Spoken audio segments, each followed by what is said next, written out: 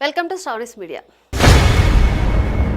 తిరుపతి మాజీ MLA TTD మాజీ chairman YCP నేత భూమన కరుణాకర్ రెడ్డి భూ ఆక్రమణలపై ఎట్టకేలకు రెవెన్యూ అధికారులు చర్యలు చేపట్టారు. 2019-24 మధ్య శాసనసభ్యుడి హోదాలో అధికారాన్ని అడ్డుపెట్టుకుని తిరుపతి నగర పరిసర ప్రాంతాల్లో ఆక్రమించిన ప్రభుత్వ భూములను రెవెన్యూ అధికారులు స్వాధీనం చేసుకున్నారు.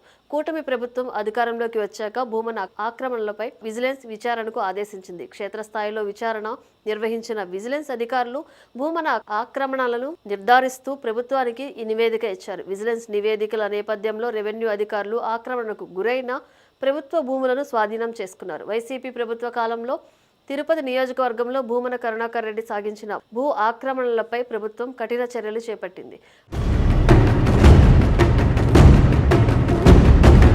అధికారాన్ని అడ్డం పెట్టుకుని తిరుపతి సమీపంలోని తిరుచానూరు మంగళం గ్రామ పంచాయతీ పరిధిలో దాదాపు 100 కోట్ల రూపాయల విలువైన భూములను ఆక్రమించారు. మంగళం పరిధిలో రైతులు పశువుల మేత కోసం వాడుకునే 50 కోట్లకు పైగా విలువైన 7.30 ఎకరాల అనాధీనం మందబయలు ప్రభుత్వ భూమితో పాటు మరో 5 ఎకరాల భూమిని ఆక్రమించినట్లు విజిలెన్స్ తన విచారణలో గుర్తించింది.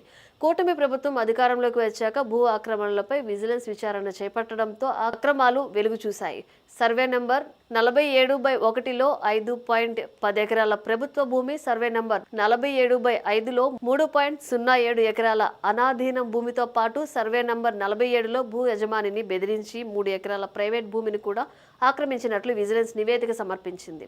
విజిలెన్స్ విచారణలో వెలుగు చూసిన అంశాలతో సమర్పించిన నివేదిక మేరకు రంగంలోకి రెవెన్యూ అధికారులు మంగళం గ్రామంలోని 47/1 సర్వే నంబర్లో 5.10 ఎకరాల భూమిలో అక్రమ నిర్మాణాల కూల్చివేతతో పాటు ప్రభుత్వ భూమిగా సూచిస్తూ బోర్డులు ఏర్పాటు చేశారు. దీంతో పాటు సర్వే నంబర్ 47/5లో ఉన్న 3.70 ఎకరాల భూమిలో వరి పంట సాగు చేసినట్లు అధికారులు గుర్తించారు. అధికారాన్ని అడ్డుపెట్టుకుని ఆక్రమించిన ఇనాం భూములను స్వాధీనం చేసుకోవడంపై హిందూ సంఘాలు హర్షం వ్యక్తం చేస్తున్నాయి. కరుణాకర్ రెడ్డి ఆక్రమించిన ప్రభుత్వ భూములను స్వాధీనం చేసుకోవడంతో పాటు ఆక్రమించడానికి ప్రయత్నించిన హక్కులు కోరిన ల్యాండ్ గ్రాబింగ్ యాక్ట్ కింద కేసులు నమోదు చేసి కఠిన చర్యలు తీసుకుంటామంటూ హెచ్చరిక బోర్డులు ఏర్పాటు చేశారు.